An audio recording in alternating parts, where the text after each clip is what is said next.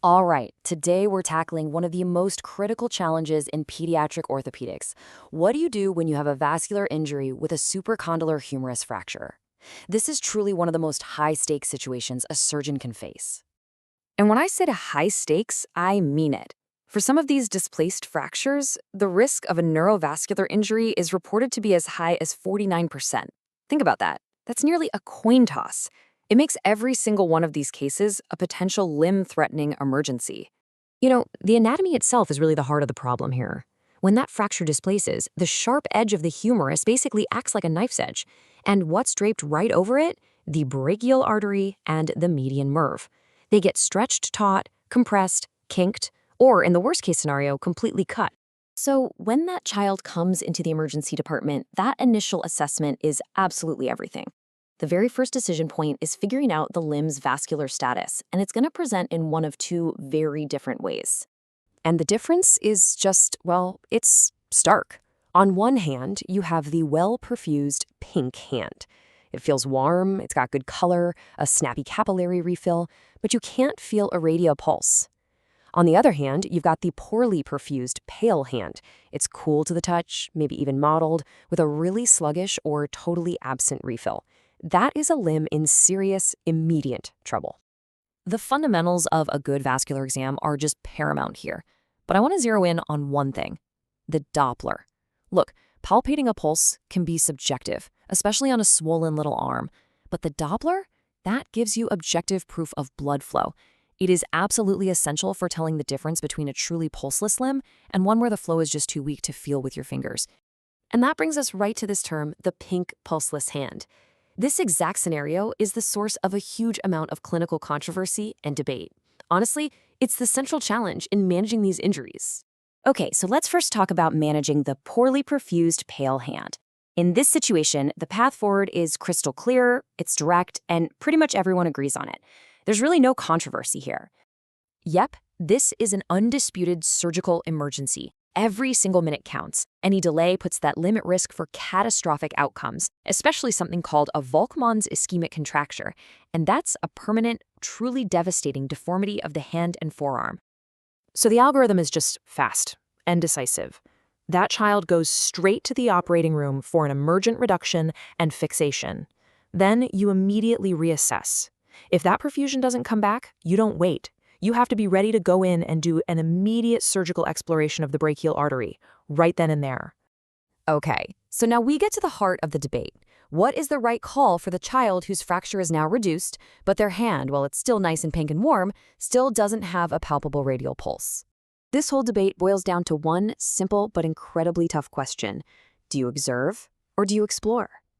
This has created two very distinct, passionately argued schools of thought, and both sides are backed by clinical evidence and years of experience. So, in one corner, you have the watchful expectancy camp. They argue that the elbow has such a rich collateral blood supply that it's usually enough to keep the limb viable, and that pulse often comes back on its own. They'll also point to the very real risks of vascular repair in tiny pediatric vessels. But then, in the other corner, you have the advocates for exploration. They're worried about missing a critical injury that could lead to problems down the road, like cold intolerance or weakness. And you can see this watchful waiting approach supported by systematic reviews, like this one from 2019. It basically reinforces the strategy of close, vigilant observation, but, and this is key, only as long as that hand remains perfectly perfused. However, there's another really important angle. This super influential paper by Mangat highlights a huge red flag. If you have a coexisting nerve palsy, specifically the median or anterior interosseous nerve, that is a very strong predictor that both the nerve and the artery are physically trapped at the fracture site. And in those cases, they argue you should explore early. So all of this leads us to the single most important decision point in the entire process: reassessing that limb in the operating room after you've gotten that fracture perfectly reduced and stabilized. So, you've got the bones lined up, they're secured with pins, now what? The surgeon's full attention has to snap right back to the vascular status. Has the pulse returned? Is that Doppler signal any stronger? This is the moment of truth. This algorithm does a great job of mapping out the whole workflow. If we trace the path for a well-perfused hand after reduction, you see where the road forks. If the hand stays pink but pulseless, you're heading down the path of extended, very vigilant monitoring. But if that perfusion gets worse at any point, the plan immediately pivots to surgical exploration. So, what if you've done it? You've got a perfect reduction, the pins are in, the hand looks great, but you still can't find that radial pulse. Well, the process isn't over. Now management shifts from the OR to the post-op ward, and being vigilant is everything. The consensus here, as recommended by people like Sabharwal and others, is a mandatory stay in the hospital for observation. For that pink, pulseless hand, we're talking about extended monitoring, 24 to 48 hours, with frequent neurovascular checks. And here's a key tip. The elbow should be splinted in less than 90 degrees of flexion to minimize any tension on that brachial artery.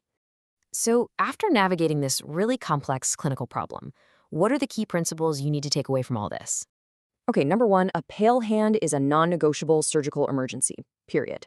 2, the pink pulseless hand is and remains a clinical dilemma. 3, getting an anatomic reduction is always your primary goal.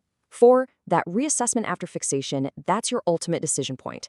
And finally, number 5, vigilant post-op monitoring is mandatory for any child who starts out pulseless.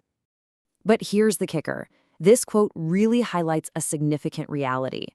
For one of the most common and serious pediatric fractures we deal with, the evidence that guides our toughest decisions, well, it's surprisingly weak. It's mostly based on case series and expert opinion, not high-level studies.